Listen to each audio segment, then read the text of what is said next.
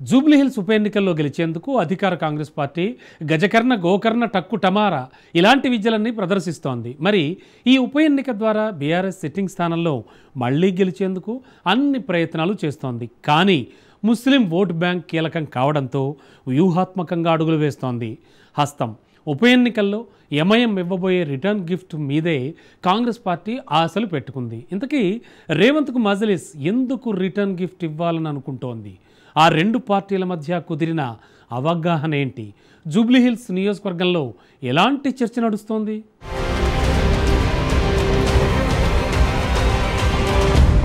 జూబ్లీహిల్స్ ఉప ఎన్నికల్లో గెలిచేది ఎవరు?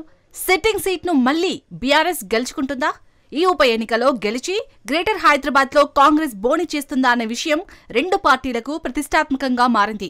జూబ్లీహిల్స్ అసెంబ్లీ నియోజకవర్గానికి ప్రాతినిధ్యం వహిస్తూ వచ్చిన ఎమ్మెల్యే మాగంటి గోపీనాథ్ ఆకస్మిక మరణంతో ఇక్కడ ఉప ఎన్నిక అనివార్యమైంది. గోపీనాథ్ చేపట్టిన అభివృద్ధి పనులు తమను గెలిపిస్తాయని ఇటు బీఆర్ఎస్ నేతలు కొండంత నమ్మకంతో ఉన్నారు. తెలంగాణలో కాంగ్రెస్ ప్రభుత్వం అమలు చేస్తున్న పథకాలే తమను గెలిపిస్తాయని అధికార కాంగ్రెస్ పెద్దలు ధీమాగా ఉన్నారు.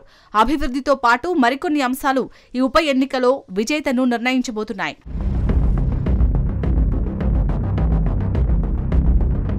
జూబ్లీహిల్స్ లో ఎవరు గెలవాలన్నా డిసైడింగ్ ఫ్యాక్టర్ ముస్లిం ఓటు బ్యాంకే. ఈ వర్గం ఎటువైపు ఉంటే ఇక్కడ వారిదే గెలుపు. 2023 ఎన్నికల్లో ఎంఐఎం పిలుపుతో ఈ నియోజకవర్గంలోని ముస్లింలు పెద్ద సంఖ్యలో బీఆర్ఎస్ కు మద్దతివ్వడంతో గోపీనాథ్ గెలుపు గుర్రంపై సవారీ చేశారు. కానీ రాష్ట్రంలో కాంగ్రెస్ పార్టీ అధికారంలోకి రావడంతో పరిస్థితులు పరిణామాలు మారాయి. ఎంఐఎం కూడా అధికార వైభవాన్ని కోల్పోయిన బీఆర్ఎస్ కు దూరమవుతూ రూటు మార్చే పనిలో పడింది.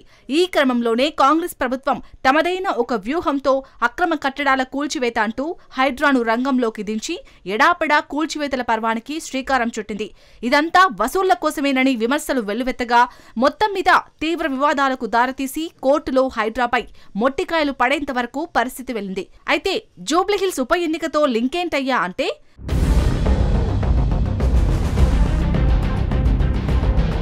వాస్తవానికి హైడ్రామాలోకి ఓవైసీ కుటుంబం నడుపుతున్న ఫాతిమా కాలేజీ కూడా వచ్చింది. ఈ కాలేజీ విషయంలోనూ అతిక్రమణలు ఉన్నప్పటికీ చర్యలు తీసుకోవడంలో మాత్రం హైడ్రా నాంచుడు ధోరణి మొదలుపెట్టింది. దీంతో చాలా మందికి సీన్ ఏంటో అర్థమైంది. మరోవైపు కమలదళం సైతం రంగంలోకి దిగి ముస్లింలను సంతృప్తపరిచేందుకే ఫాతిమా కాలేజీపై హైడ్రా చర్యలు తీసుకోవడం లేదని కాంగ్రెస్ లక్ష్యంగా తీవ్ర విమర్శలు చేసి ఒత్తిడి పెంచినా ఫలితం శూన్యం. ఇదిలా సాగుతుండగానే గోపీనాథ్ మరణం సంభవించడం, అక్కడ ఉప ఎన్నికకు పరిస్థితులు దారితీయడం లాంటి పరిణామాలు చోటు చేసుకున్నాయి. ఇక్కడ గెలుపు సాధించాలంటే ముస్లిం ఓటు బ్యాంకు సహకారం తప్పనిసరి కనుక సహజంగానే ఎంఐఎం వైపు కాంగ్రెస్ దృష్టి పడింది. ఎలాగూ పాత మిత్రులే కనుక సర్దుబాటు పెద్ద కష్టమేం కాలేదు. ఆ సర్దుబాటు ఏంటయ్యా అంటే ఫాతిమా కాలేజీలో 10,000 మందికి ఉచితంగా చదువు చెబుతున్నారు. అందుకే అంటూ హైడ్రా అధినేత రంగనాథ్ నీళ్లు నమలారు. దాంతో అందరికీ క్లారిటీ వచ్చేసింది.